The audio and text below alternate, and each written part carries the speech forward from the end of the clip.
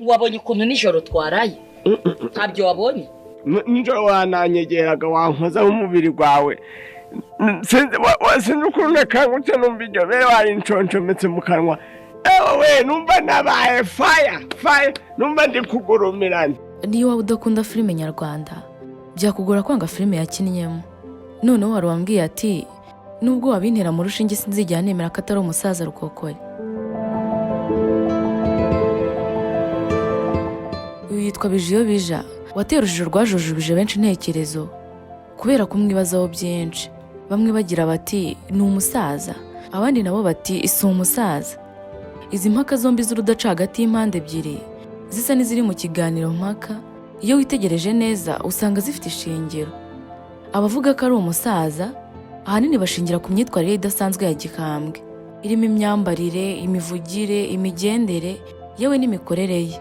Ku rundi ruhande abandi bo bagira bati umusaza usimbuka nk'umutubu akayabangira ingata nka gasongo ni musaza bwoko ki? Yari babarira. Nese ya nike niwe wabikoze ko mbona ari uri gushaka gukubita. Niwe ntuwe. Bo. Dobe ntubibike mu nzu. Bo. Ariko ndagusezeranya ko nugumaha iki cyegeranyo kiraza kurangira ushize amatsiko kuri byinshi yabazaga kuri uyo musore umaze gufata titre ya muzehe, cyane ko burya ari umuntu umurimo abantu babiri batandukanye nk'uko uraza kubisobanukirwa byose binyuze muri iki cyegeranyo kigufi naguteguriye.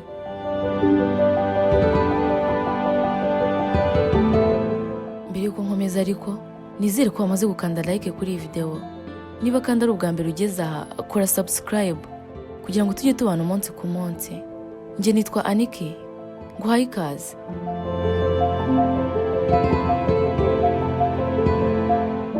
Ubundi abantu benshi bazi Bijiyo Bija Gregoire, umwe ukina filime kuko ari ukunda kugaragara mu maso ya benshi.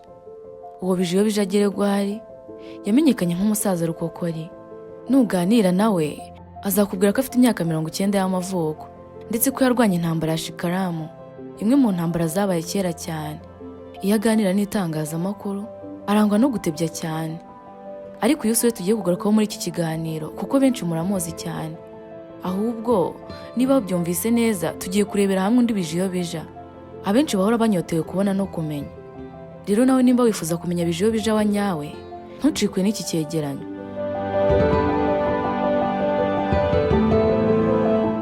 Amazina ye yiswe n'ababyeyi ni Manizabayo Prosper, wamamaye nka Bijiyo Bija Gregoire muri sinema. Yavutse mu mwaka w'1995 avukira mu karere ka Musanze mu murenge wa Muhoza. Ahi Musanze yavukiye ni naho yize kugeza asoje secondaire. Yasoreje kuri GS Muhoza ya mbere mu ishami ry'imibare, ubutabire n'ibinyabuzima MCB.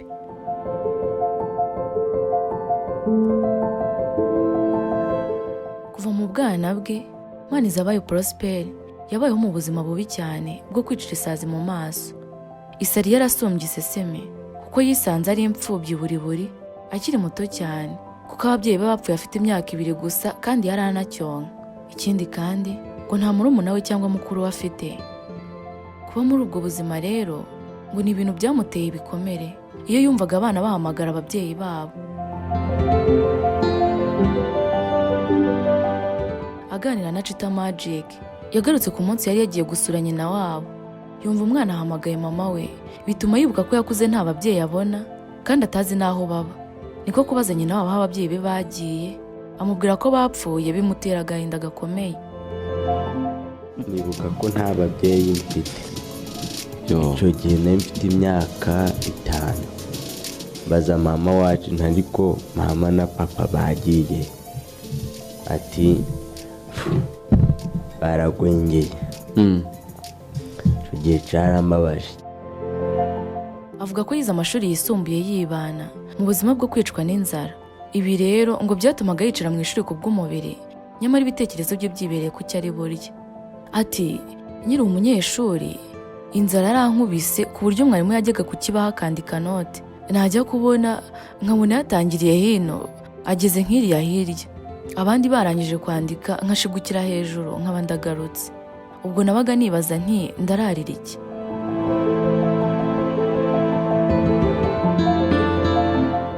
Bijiyo bija kandi avuga ko ageze mu mwaka wa 4 segonderi yareraga ibidodoki byonyine. Avuga ko kandi usibye n'ibyo hari igihe yamaraga iminsi 2 atararya kandi yiga. Avuga ko bwari ubuzima bugoranye cyane, aho abayobozi bajyaga bamusohora mu ishuri yabuze amafaranga yo kwishyura, akagobokwa na zimwe mu nshuti ze biganaga, bakemera kugabanya ku mafaranga yabo yo kwishyura, bakamwishyurira igice nabo bakishyura igice, ubundi ubuzima bugakomeza. Dore uburyo noneho yaje kwisanga muri sinema.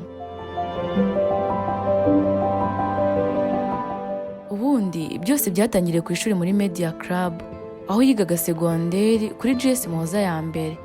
Byatangiye asetsa abanyeshuri bagenzi be bakizihirwa, akanatangaza amakuru, cyane ko burya ngo nabyo bifitemo impano idasanzwe. Nyuma yo gusoza segonderi nibwo we na bagenzi be barimo Dogiteri Nsabe, Ndaranya Ubutumwa n'abandi bashatse icyo bakora bashingiye ku mpano zitandukanye bari bifitemo. Bakoze itsinda baryita Irebero Group, banashinga umuyoboro wa YouTube bawita Irebero TV, batangira gukina komedi batazwi ariko ntibacika intege. Bidatinze uwitwa Dogiteri Nsabe yaje guhura na Kiramani, atangira gukina muri filime ze. Ibyo bifasha Irebero TV kumenyekana, aho kuri uyu munota Irebero TV iri muri channel zikomeye hano mu Rwanda zazamutse mu gihe gito. Bijiyo bija kujya kina mu isura y'umusaza, aho akunda gukina ari se wa Nsabe na Bikokora, ni ibintu byateye impaka ku buryo bukomeye. Abantu bati buriya no mu buzima busanzwe ni umusaza nk'uko akunda kugaragara kina.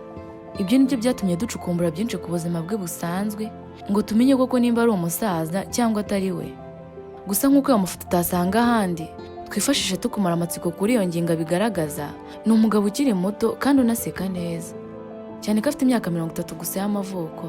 Bijiyo bija kuri afite umugore n'umwana umwe w'umukobwa. Avuga ko akimara kurangiza segonderi, mbere yo kujya muri sinema yabanje kubaho umuyede, nyuma aza no kuba umufundi, ibintu yamazemo imyaka 4.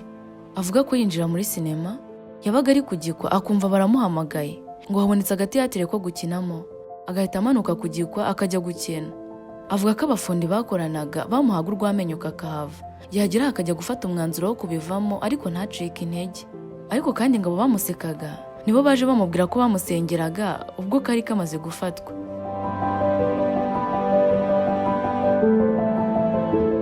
Bijiyo bija umwana wakuze ari imfubyi buri atagira n'umuvandimwe n'umwe, ubu ni ikirangirire muri sinema nyarwanda, cyane ko avuga ko ari ibintu bimutungiye umuryango.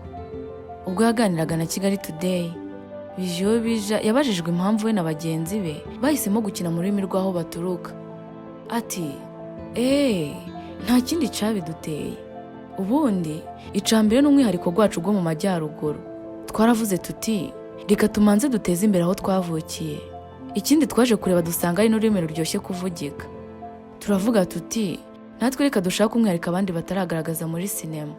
Ubwo nyine icambere cyo cibanze ni amajyaruguru gacu tuba dushaka kwerekana, tugagaragaze mu bwumve mwebwe binaha i Kigali.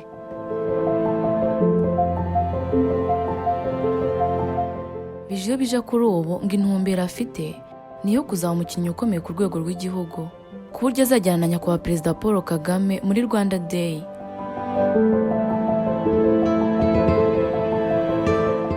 Kuri ubu Bijiyo bija ageze ku rwego rushimishije muri sinema nyarwanda, cyane ko yamenyekanye muri filime zitandukanye zirimo iyitwa Ibanga ya Miss Nyambo, filime za Kiramani n'izindi zitandukanye zirimo iyitwa The Forest y'uwitwa Soloba, yakinyemo yitwa Muzehe Zangwendo.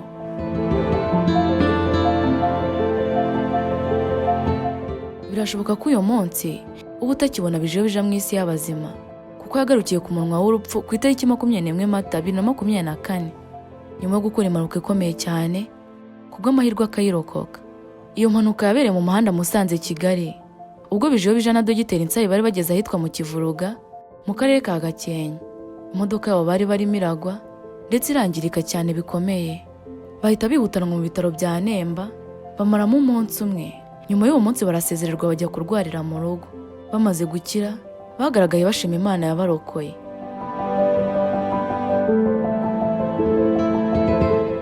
Ngayo nguko rero, ngayo amateka yaranze Muzehe Bijiyo bija, wanyuze mu buzima bugoye ariko uyu munsi akaba ari mu babayeho neza abikesha impano ye no kwihangana mu buzima.